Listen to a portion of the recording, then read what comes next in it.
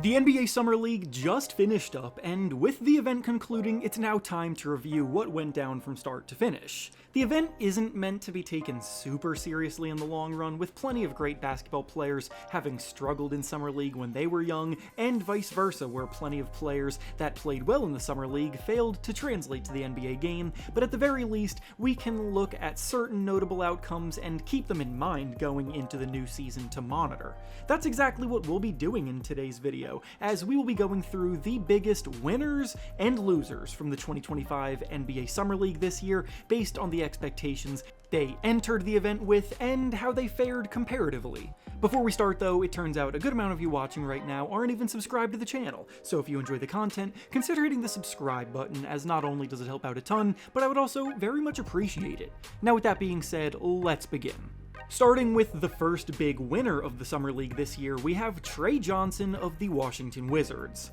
Johnson was the 6th pick in the draft this year, and many believe he was easily top 5 talent. He came into the Summer League looking to prove something, and I think it's safe to say that he did just that. He very well could be the best scoring talent in the entire draft, and his ability to shoot the basketball was always a strong selling point with his game, but questions about how he would hold up against bigger defenders and whether he could hold up attacking the paint persisted. But in the first action in a Wizards uniform that he got, he's looking like someone who may lead the Wizards in scoring this season. In his first outing, he confidently dropped 18 points, and then in his second outing, he put up 21 points, shooting the ball very efficiently in both games, overall making 58% of his shots and 45% of his threes combined. His jumper is so smooth. He's a fantastic movement shooter. He can stop on a dime and pull up over defenders, and he even got to the basket more often than he would show when he was in college, which is incredibly promising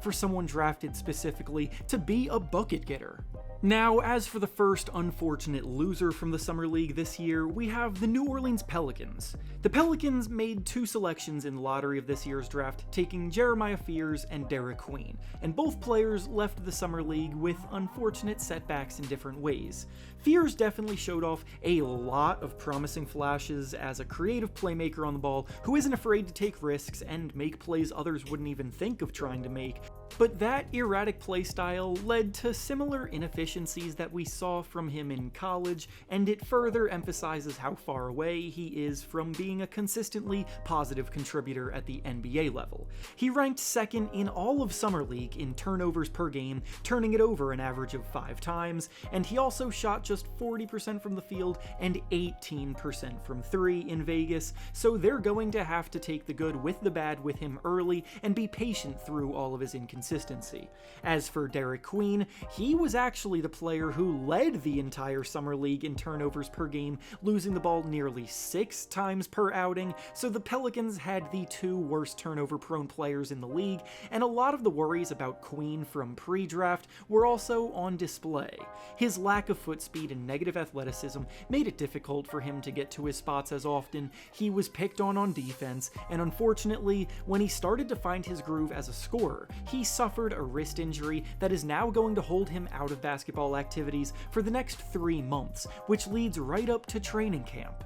Now back over to the next winner from Summer League this year, we have Yuki Kawamura of the Chicago Bulls. Kawamura is the shortest player in the NBA, standing at just 5'6", so the odds are very stacked against him in the sport of basketball. He secured a 2-way contract with the Grizzlies last season, but that deal was not renewed, so the Bulls brought him in to play for their Summer League team, where he knew he was going to have to bring his best stuff to even be considered for another shot at making an NBA roster. After a slow start in the first 2 games of Summer League with minimal opportunity, Kawamura then shined in the final 3 outings, where he put up a double-double in 2 of those last 3 games. He had 15 points and 10 assists against the Pacers, shooting the ball 50% from the field, and then in the final Summer League game of the year against the Jazz, he took command of the offense and put on a show, dropping 20 points and 10 assists, making 6 threes in that game. Yuki is genuinely an incredible playmaking talent with the court vision, passing instincts, and basketball IQ to set teammates up in ways that most others wouldn't even see as possible, and his quickness on the ball and tight handle genuinely puts pressure on defenders despite his size limitations. Obviously, at that size, defense is a whole different story, but he proved he could compete at this level, and once again got rewarded with it by signing another two-way contract for the upcoming season with the Chicago Bulls, so his NBA dream lives on. Now back to the next unfortunate loser from Summer League this year, we have the Brooklyn Nets. I don't want to keep harping on the Nets time after time, but it's hard not to include them in a video like this. When you set an NBA record by selecting 5 players in the first round of a single draft, the expectation is that the team loads up on quality, and yet there's serious cause for concern about whether they landed a single hit amongst the bunch, and an even bigger cause for concern stems from whether they even fit together on the same team or not. None of the 5 players that they selected are really shooters by nature, all struggling mightily coming into the team, and in Summer League the results weren't really much better. Yegor Demin definitely shot the ball well from 3, but he struggled scoring inside the arc against more physical competition. Nolan Traore shot the ball a terrible 30% from the field and 14% from 3. Ben Saraf also shot 30% from the field and missed all of the threes he took. Danny Wolf is a big man shooting 39% from the field, which is pretty bad for a 7-footer, and Drake Powell was unfortunately injured, so he wasn't able to get his feet wet in the action. The Nets seem to have drafted 3 of the exact type of pass-first guard that can't shoot, and at the NBA level, it seems like the Nets as a whole are destined for the bottom of the Eastern Conference standings. Now back over to our next big winner of the Summer League, we have Kon Knueppel of the Charlotte Hornets. Kon was the guy in the top 5 that most people wanted to write off because he's not the most athletic player, and it also probably has something to do with how he looks, so when he had a poor shooting performance in his first Summer League game, everyone was ready to call him a bust. From that point forward though, Kon Knueppel settled in very nicely and has completely taken command of the rest of the games that he's played in. The things that he did well at Duke are translating effortlessly as an impressive playmaker on the ball, running a flawless pick and roll. He's hitting a high volume of threes efficiently, he's making the right reads, and he's using his strong body and advanced footwork to navigate in the paint and finish strong despite not being able to overwhelm anybody athletically. He's impacting winning basketball games and got his Hornet squad all the way to the Summer League championship, which in the grand scheme of things may not actually mean anything, but playing smart high IQ basketball and doing what needs to be done in a role to help the team around him is what made him a top 5 prospect in this year's class in the first place. So the fact that he's continuing those good habits is promising for the kind of role that he'll be in next year, next to guys like LaMelo Ball and Brandon Miller.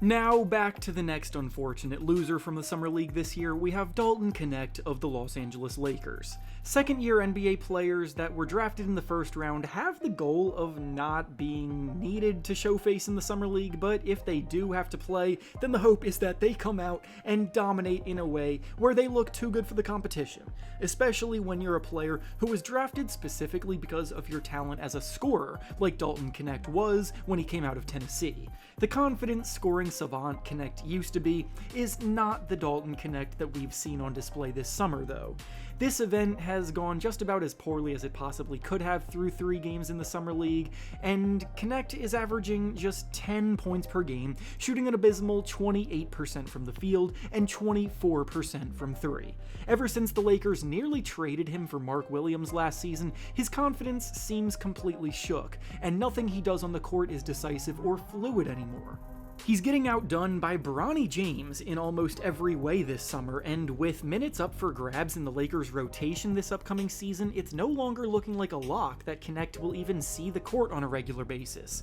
Even Cole Swider, who is an undrafted journeyman, has been excelling in the role that Knecht is supposed to be great in as a sharpshooter, taking and making a high volume of threes and scoring in bunches, so Swider may even be the one coming for Knecht's job. Now, as for the final big winner from Summer League that we'll be discussing today, we have Kyle Filipowski of the Utah Jazz. People forget this, but Filipowski was one of the most highly touted recruits in the high school class of 2022 rankings, ranking higher than guys like Brandon Miller and Kel'el Ware when he committed to play at Duke. But unfortunately, his development since then hasn't quite been as steady as many would have hoped for. His talent was always there, but the consistency just wasn't. So when the Jazz drafted him in the second round of last year's draft, he was an intriguing buy low addition that came with little risk and potentially big rewards. Well, we're finally starting to see Filipowski put everything together, and this summer it has been a scary sight. Filipowski led the entire Summer League in scoring,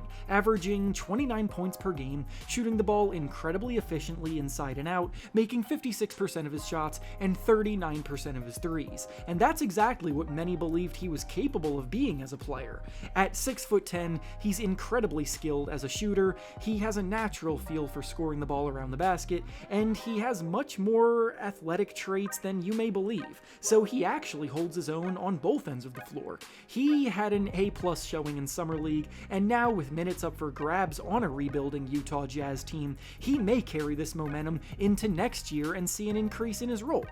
And finally, the last unfortunate loser from Summer League this year is the San Antonio Spurs. Now, long term, I'm still very high on the draft class that the Spurs just had, but objectively, neither of the two players they drafted in the lottery this year shined quite as bright as many hoped they would. Dylan Harper was the number 2 pick, and many, myself included, view him as a future star in the making, but it's going to take some time for him to get there. In Summer League, he averaged a modest 15 points, but he turned the ball over twice as often as he dished out an assist, and he shot the ball pretty poorly, making just 35% of his shots, while also going 1 for 8 from 3. He looks fluid with the ball in his hands, but the final product is still coming along, and he's going to need to prove he can be a 3-level scorer to reach that upside. As for Carter Bryant, who they drafted at 14, he was taken so early because he was viewed as the prototypical 3-and-D wing who can do the dirty work on both ends, and while his defense